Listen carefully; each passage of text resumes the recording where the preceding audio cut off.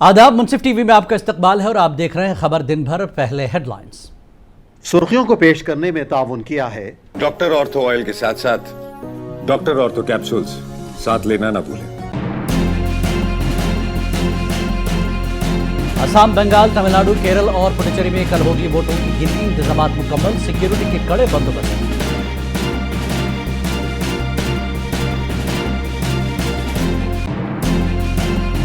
मगरबी बंगाल में वोटों की गिनती के लिए 432 सुपरवाइजर तैनात। इंतखाबी अमल सख्त निगरानी में होगा, इलेक्शन कमीशन का बयान।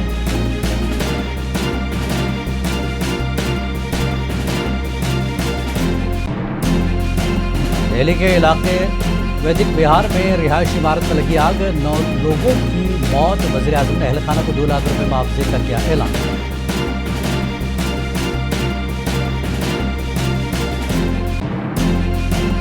नौजवानों के मुस्तकबिल को बचाना हम सब की मुश्तरका जिम्मेदारी। एंटी ड्रग्स पदयात्रा से जम्मू कश्मीर के एलजी मनोज सिन्हा का खिताब।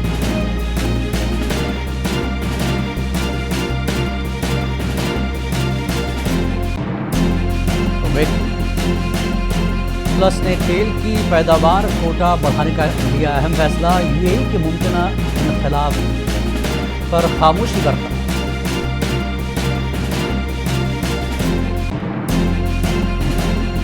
ईरान ने जंगबंदी व मुज़ाकरात पर पेश की नई तजवीज़। अमेरिका तनाज़ा खत्म करने की तजवीज़ पर गौर कर रहा है, ट्रंप का बयान।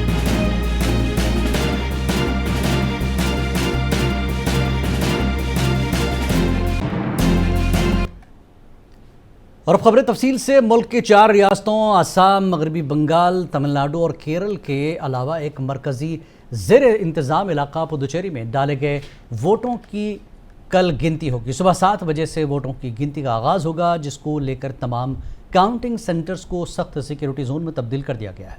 इलेक्शन कमीशन के मुताबिक 3 सतही सिक्योरिटी निज़ाम नाफिज किया गया है।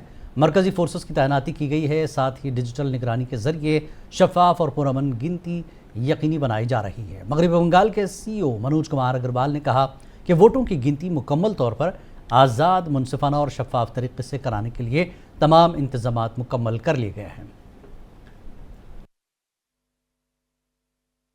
हमारी सब तैयारी है, जैसे ECI के रूल्स हैं, रेगुलेशंस हैं, लॉ है, आपका नोटिफिकेशंस है, सब हमारी तैयारी है। हमारे RO, DO, SP, CP, central parliamentary force सब रेडी है। हमारे माइक्रो ऑब्जर्वर सब रेडी हैं। सुरक्षा के जो आपका 3 स्तरीय सिक्योरिटी होती है। सबसे भीतर होती है CAPF, उसके बाद होती है आर्म पुलिस, उसके बाद होती है स्टेट पुलिस। जैसी गाइडलाइन है सब सुरक्षा व्यवस्था है। उसके बाद आपका 163 BNSS भी है कि इस एरिया तक आपका असेंबली नहीं हो सकती। और सब पोलिंग एजेंट्स जो हैं डिफरेंट पार्टीज के, उनके सिटिंग अरेंजमेंट्स को लेकर भी कुछ सवाल खड़े नहीं, पोलिंग एजेंट, काउंटिंग एजेंट ना उनका सिटिंग। मगरबी बंगाल में इंतखाबात के बाद वोटों की गिनती को शफाफ और मुनज़्ज़म बनाने के लिए इलेक्शन कमीशन ने 432 काउंटिंग सुपरवाइजर्स तैनात कर दिए हैं। इलेक्शन कमीशन के मुताबिक तमाम 294 असेंबली हलकों में गिनती के अमल की सख्त निगरानी की जाएगी, जबकि हसास अजला में इजाफी अफसरान भी मुकर्रर किए गए हैं ताकि किसी भी बेज़ाब्तगी से बचा जा सके। हसास इलाकों में खुसूसी निगरानी के इंतजाम किए गए हैं। इलेक्शन कमीशन ने कहा कि इन इक़दामात का मकसद रियासत में आज़ाद, मुनसिफाना और दबाव से पाक इंतखाबी अमल को यकीनी बनाना है।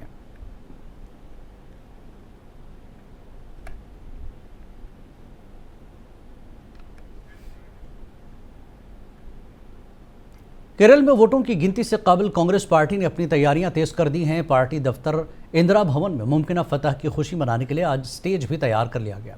ज़राए के मुताबिक पार्टी क़यादत ने काउंटिंग के नताइज पर नज़र रखने के लिए खुसूसी इंतजाम किए हैं। कांग्रेस पार्टी के आला रहनुमाओं ने आज इंदिरा भवन में मीटिंग में शिरकत की और लाहेमल को तरतीब दिया। कांग्रेस पार्टी के सीनियर लीडर सलमान खुर्शीद ने कहा कि नताइज मुस्बत आने की उम्मीद है।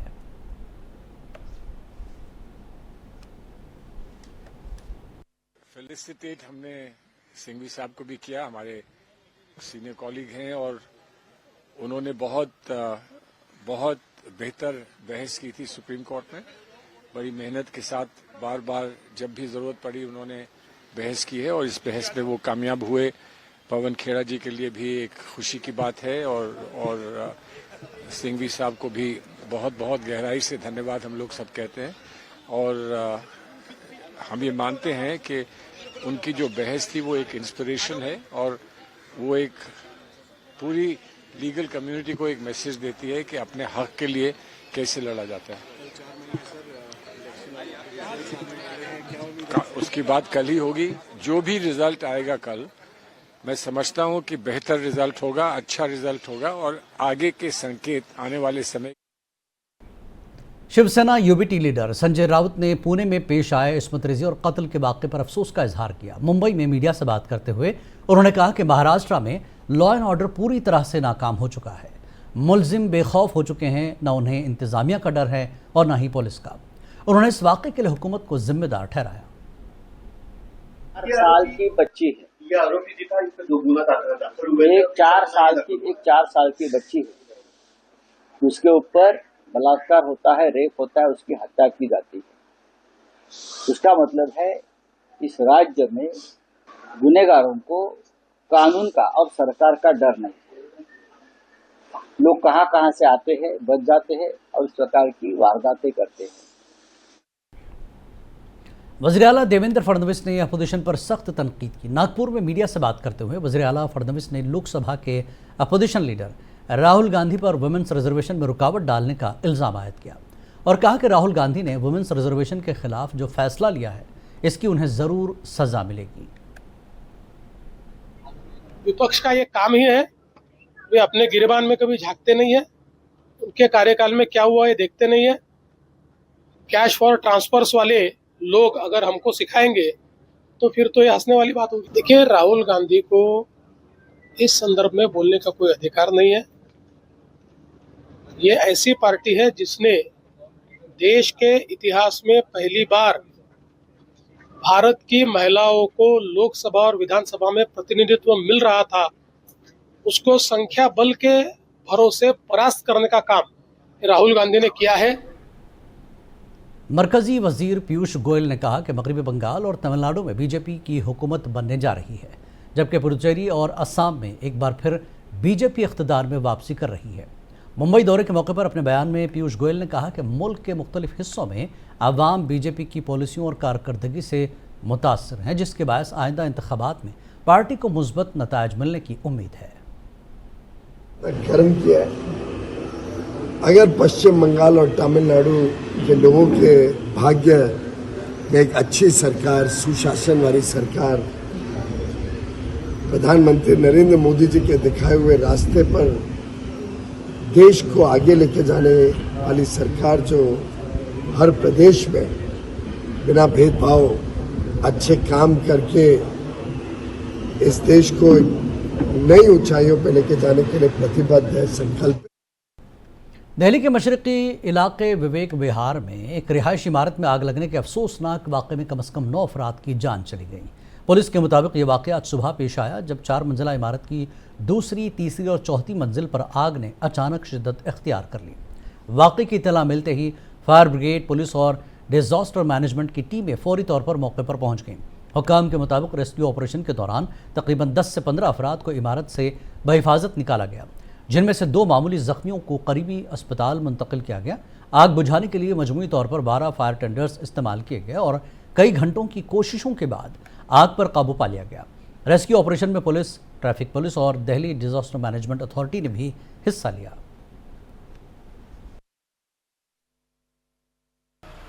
अभी हमारी तरफ से ऑपरेशन कंप्लीट हो गया है, परंतु अभी फॉर द सेफ्टी से कुछ एक जगह पे हो सकता है कुछ आग दबी हुई हो, तो अभी यहाँ पे हमारी गाड़ियाँ और हमारी पूरी टीम यहाँ पे मौजूद रहेगी। सर, एक आखिरी सवाल, क्या एंट्री और एग्जिट को लेकर ये दिक्कतें हुई कि एंट्री एग्जिट एक ही था? देखिए, इसमें रेजिडेंशियल बिल्डिंग है और इसमें एक सिंगल सेंट्रल स्टेयरकेस थी, तो भागने और बचने का केवल एक ही रास्ता था। और टेरेस पे भी जो स्टेयरकेस ममटी पे जा रही थी वो। वज़ीर आज़म नरेंद्र मोदी ने दिल्ली के शाहदरा इलाके में लगने वाली आग के वाक़े में मरने वाले अफराद के अहल खाना से गहरे दुख और ताज़ियत का इजहार किया। वज़ीर आज़म ने ऐलान किया कि हर मुतासरा ख़ानदान को फ़ीकस 2-2 लाख रुपए की माली इमदाद बतौर एक्स ग्रेशिया दी जाएगी। वज़ीर आज़म ने हिदायत की कि मुतासरा ख़ानदानों को फौरी रिलीफ फराहम की जाए और ज़ख्मियों को बेहतरीन तिब्बी सहूलियात दी जाए। इतला है कि AC ब्लास्ट होने की वजह से यह हादसा पेश आया, जिसमें 9 अफराद अपनी जान की बाजी हार गए, कई ज़ख्मी हैं। हुकूमत ने वाक़े की तहक़ीक़ात और मुतासरा खानदानों की मदद के लिए मुतल्लिका इदारों को मुतहरिक कर दिया है। पूर्वांचलियों पर दिल्ली में हो रहे हमलों के खिलाफ आम आदमी पार्टी की जानिब से वज़ीर आला रेखा गुप्ता की रिहाइशगाह के बाहर एहतजाज किया गया। वाज़ेह है कि चंद दिन कबल बिहार से ताल्लुक़ रखने वाले एक नौजवान को एक पुलिस एहलकार ने सिर्फ इस वजह से कत्ल कर दिया था क्योंकि वो बिहार का रिहायशी था। एहतजाज करने वालों ने इस वाक़े को शदीद नाइंसाफ़ी करार दिया। आपके कारकुनों ने इल्ज़ाम आयद किया कि दिल्ली में मौजूदा हुकूमत के तहत शहरी अदम बर्दाश्त की तरफ बढ़ रहा है और शहरियों की हिफाजत पर सवालात उठ रहे हैं। मुजाहिरीन ने वाक़े की आला सतही तहक़ीक़ात और जिम्मेदार एहलकारों के खिलाफ सख्त कार्रवाई का मुतालबा किया।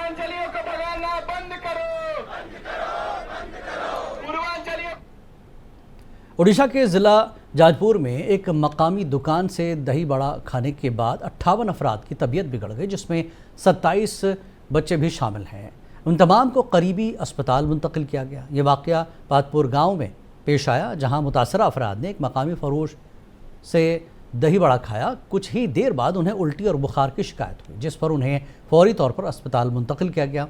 रियासती वज़ीर सेहत मुकेश महालंग ने अस्पताल का दौरा किया और मरीजों की हालत का जायज़ा लिया। उन्होंने कहा कि फूड और वाटर के नमूने हासिल कर लिए गए हैं और हुकूमत मुकम्मल इलाज की यकीन दहानी कराती है।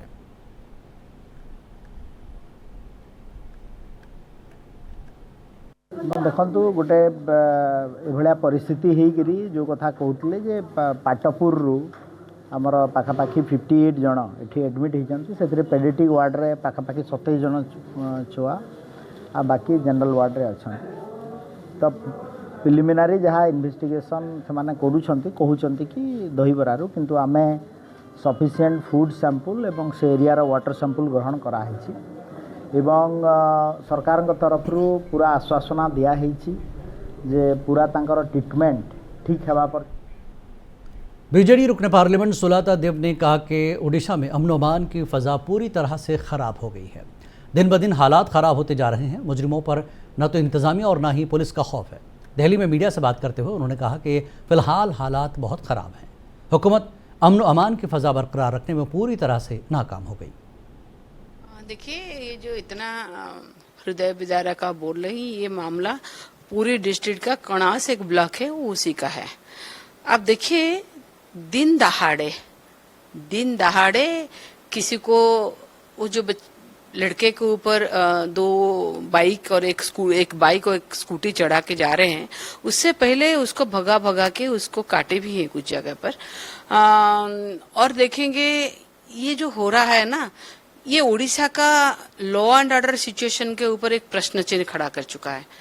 जो law and order situation Orissa में इतना कभी खराब नहीं हुआ था। आप देखिए, जब प्रधानमंत्री नरेंद्र मोदी पहले बार गए थे इलेक्शन के बाद में, पहली बार जो कॉन्फ्रेंस हुआ था, आईजी और डीजी का कॉन्फ्रेंस हुआ था, उससे एक दिन पहले एक लड़के का सर से धड़ अलग कर दिया गया था। जम्मू कश्मीर में मनशियात की बढ़ती हुई वबा के खिलाफ आज एक अजीम शान एंटी ड्रग पदयात्रा का इनेकाद किया गया, जिसकी क़यादत लेफ्टिनेंट गवर्नर मनोज सिन्हा ने की। आरटीसी फुटबॉल स्टेडियम से शुरू होने वाले इस मार्च में ज़िंदगी के तमाम शोबों से वाबस्ता अफराद ने शिरकत की, जिनमें तलबा, उलमा इकराम, ताजर बरादरी और सिविल सोसाइटी के अरकान शामिल थे। इन तमाम ने मनशियात से पाक मुआशरे के क़याम का अहद किया। इस मौके पर LG ने मनशियात फरोशों के खिलाफ ज़ीरो टॉलरेंस पॉलिसी का इआदा करते हुए कहा कि नौजवानों के मुस्तकबिल को बचाना हम सब की मुश्तरका जिम्मेदारी है। रेजिडेंसी रोड से होता हुआ ये मार्च लाल चौक पर इख्तिताम पजीर हुआ, जहाँ एक दस्तखती मुहिम के जरिए अवामी तायद का इजहार किया गया।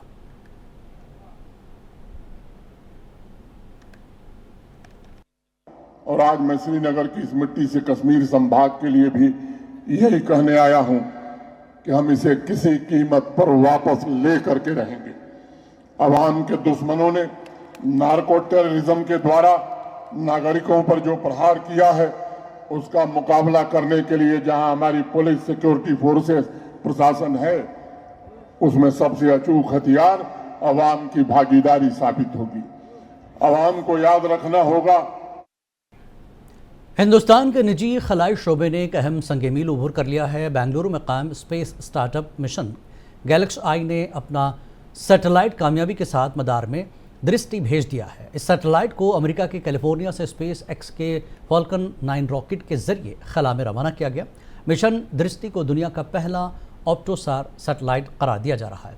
जिसमें इलेक्ट्रो ऑप्टिकल और सिंथेटिक अपर्चर रडार टेक्नोलॉजी को एक ही प्लेटफॉर्म पर यकजा किया गया।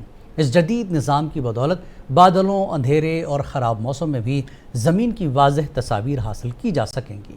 190 किलोग्राम वजनी ये सैटेलाइट हमारे मुल्क का अब तक का सबसे बड़ा निजी तौर पर तैयार करदा अर्थ ऑब्जर्वेशन सैटेलाइट है। बताया गया कि इस टेक्नोलॉजी से सरहदी निगरानी, कुदरती आफात से निपटने, ज़राअत और बुनियादी ढांचे की निगरानी जैसे शोबों में मदद मिलेगी।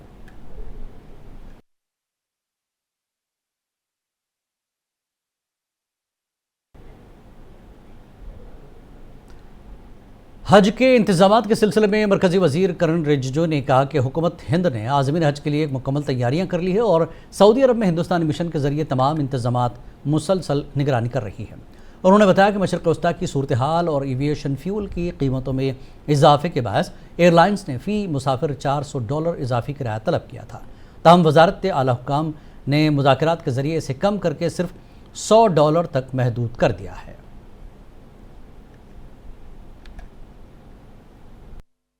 इस बार का हज को लेकर के बहुत सा लोगों को अता पता नहीं है, ऐसा सोशल मीडिया में लिख करके और सरकार को क्रिटिसाइज कर रहा है। मैं क्लियर करना चाहता हूं, भारत सरकार ने हर एक हज यात्रा में जाने वाले व्यक्ति को अच्छी तरह से हज पूरा करके आने के लिए इंतज़ाम पूरा किया हुआ है और हम यहाँ से बैठ करके भी पूरा निगरानी रखा हुआ है। तेलंगाना हज कमेटी ने हज आज़मीन के काफ़िले की रवानगी के लिए हैदराबाद एम्बार्केशन पॉइंट हज हाउस नामपल्ली पर तमाम इंतजामात मुकम्मल कर लिया। आज रात 430 आज़मीन हज हाउस से राजीव गांधी इंटरनेशनल एयरपोर्ट रवाना होंगे, जहाँ से उनकी परवाज़ अलग सुबह 5:36 पर जद्दा के लिए रवाना होगी। इतलात के मुताबिक आज़मीन दोपहर 12 बजे 1 बजे के दरमियान जद्दा एयरपोर्ट पहुँचेंगे। इससे पहले काफ़िले को सामान की तरसील से मुतल्लिक़ नए कवायद के बायस खासा अहम और चैलेंजिंग करार दिया जा रहा है। हर बस में 10 से 15 आज़मीन को उनके सामान के साथ एयरपोर्ट मुंतकिल किया जा रहा है। बताया गया कि हज कमेटी के रज़ाकार बगैर किसी मुआवजे के मुसलसल खिदमात अंजाम दे रहे हैं और इस बार एयरपोर्ट पर भी अपनी जिम्मेदारियां निभाएंगे।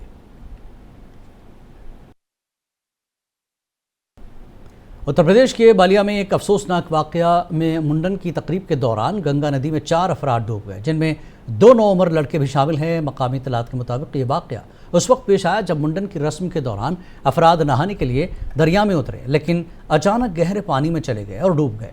हादसे के बाद इलाके में कोहराम मच गया, जबकि मकामी लोगों ने रेस्क्यू की कोशिशें की। बादज़ां लाशों को पानी से निकाल लिया गया। इंतज़ामिया ने वाक़े की तहक़ीक़ात शुरू कर दी है और अहलकारों के मुताबिक गफलत या दीगर वजूहात का जायज़ा लिया जा रहा है। इसराइल ने अमेरिका से लड़ाका तैयारे खरीदने के एक बड़े माहदे की मंजूरी दे दी है। रिपोर्ट्स के मुताबिक इस माहदे का मकसद इसराइली फ़ज़ाइया की दिफाई सलाहियत को मज़ीद मजबूत बनाना, जदीद टेक्नोलॉजी से लैस जंगी तैयारों को शामिल करना है। दोनों ममालिक के दरमियान इस दिफाई ताउन को स्ट्रेटेजिक शराकतदारी का अहम हिस्सा करार दिया जा रहा है। माहदे के बाद इसराइल की फ़ौजी सलाहियतों में मज़ीद इजाफा मुतवक्किल है, जबकि अमेरिका ने भी इस दिफाई ताउन को खित्ते में स्ट्रेटेजिक इस्तेहकाम के लिए अहम करार दिया है।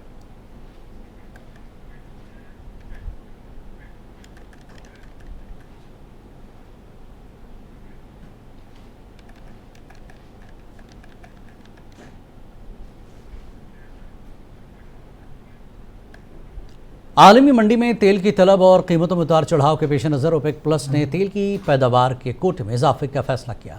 ताहम यूएई के मुमकिन तौर पर इत्तेहाद से बाहर निकलने के मामले पर कोई वाज़ेह रद्दमल या तबसरा नहीं किया।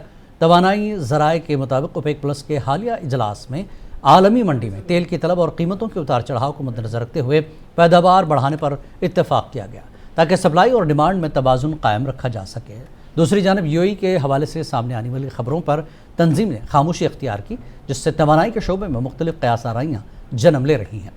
माहिरीन का कहना है कि अगर किसी बड़े रुकन मुल्क के फैसले में तब्दीली आती है तो इसका बरह रास्त असर आलमी तेल की कीमतों और मार्केट पर पड़ सकता है।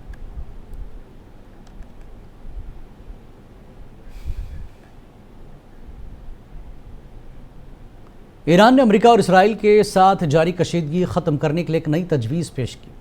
रिपोर्ट्स के मुताबिक इस तजवीज़ में जंगबंदी, हुर्मुज़ को दोबारा खोलने और अमरीकी बहरी नाकाबंदी के खात्मे के लिए 1 माह के अंदर मुज़ाकरात का फ्रेमवर्क शामिल है। इस मुआहदे के बाद ईरान के जौहरी प्रोग्राम पर इत्तफाक राय के लिए मजीद 1 माह की बातचीत की तजवीज़ भी दी गई, ताहम इस तजवीज़ की मुकम्मल तफसीलात अभी सामने नहीं आ सकी। आलमी सतह पर इस पेशरफ्त को खित्ते में कशीदगी कम करने की मुमकिन कोशिश के तौर पर देखा जा रहा है।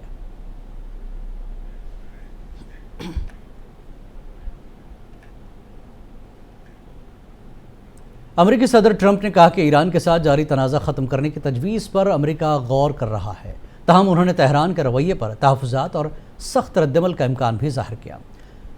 पाम बीच से मियामी जाते हुए सहाफ़ियों से गुफ्तगू में ट्रंप ने कहा कि ईरान के साथ मुआहदे के इम्कानात पर उन्हें शुबा है, क्योंकि माजी में उसका रवैया काबिल एतमाद नहीं रहा।